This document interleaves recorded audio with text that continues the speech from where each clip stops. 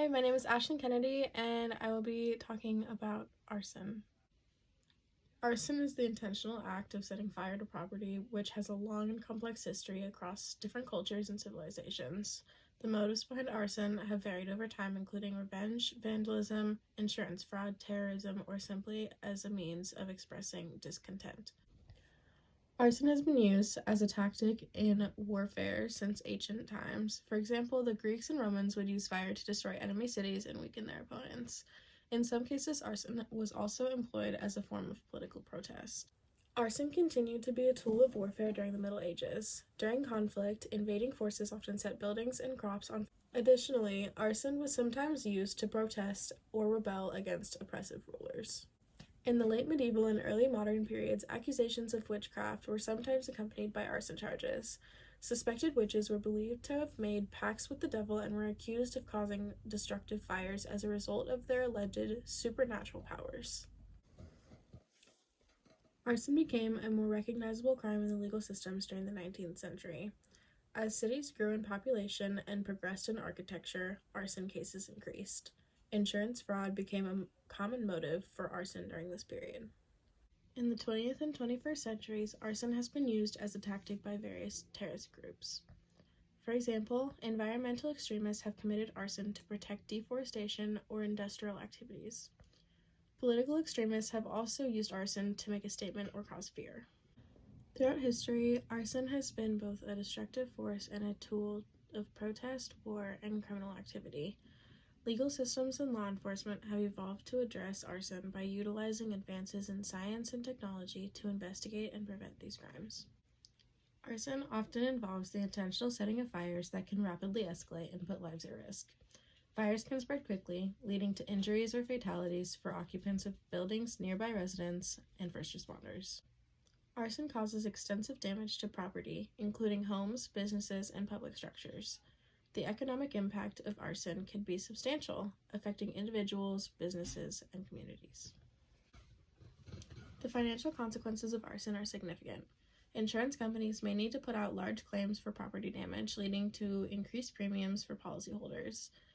Businesses may suffer financial losses, and local economies can be negatively affected. Arson is sometimes committed with the intent of fraudulently claiming insurance money. Individuals may intentionally set fire to properties to collect insurance payouts, which is illegal and contributes to higher insurance costs for everyone. Arson can disrupt essential services by damaging infrastructure, such as power lines, water supplies, and transportation systems. This disruption can have wide-ranging consequences, affecting the well-being of entire communities. In some cases, arson is used as a form of terrorism to instill fear, convey a political message, or cause societal disruption. Arson attacks can be part of a broader criminal plan or extremist activities that threaten public safety. The criminal intent behind arson distinguishes it from accidental fires or natural disasters. Establishing criminal intent is a critical factor in defining arson as a crime. Arson undermines the basic principles of public order and safety. It creates an environment of fear and insecurity, affecting the overall well-being of a community. Society expects individuals to respect the rights and safety of others, and arson is a violation of this social contract. Due to the severe nature of the consequences associated with arson, it is universally regarded as a criminal offense. Legal systems address arson through specific laws and regulations, and law enforcement agencies investigate and prosecute individuals involved in arson to maintain public safety and order. The appropriate punishments for arson vary by jurisdiction, legal systems, and the specific circumstances of the crime.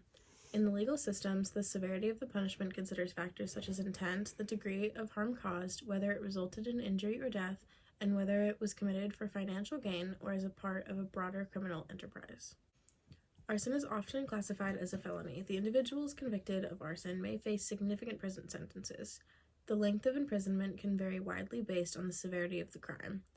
For example, arson resulting in injury or death typically leads to more severe sentences. Monetary fines are commonly imposed as a part of the punishment for arson. The amount of the fine may depend on the extent of the damage caused by the fire and the financial loss incurred by victims. Offenders may be required to pay restitution to the victims to compensate for the financial losses resulting from the arson. This can include property damage, medical expenses, and other related costs.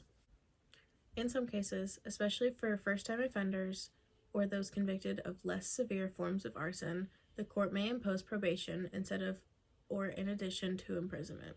Probation typically involves supervision and compliance with specific conditions. Courts may order individuals convicted of arson to undergo counseling or treatment, mainly if mental health issues contributed to the commission of the crime. Aggravating factors such as the use of explosives, arson committed for hire, or arson with the intent to cause harm may result in enhanced penalties.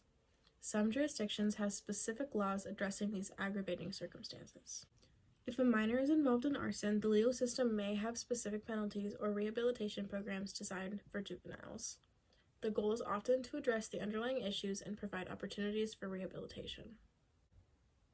In extreme cases, where arson leads to loss of life or involves other aggravating factors, some jurisdictions may impose life imprisonment or, in rare cases, the death penalty. The death penalty, however, is becoming less common and is prohibited in many jurisdictions. It's important to note that the appropriateness of punishments is subject to societal values, legal principles, and the evolving perspectives on criminal justice.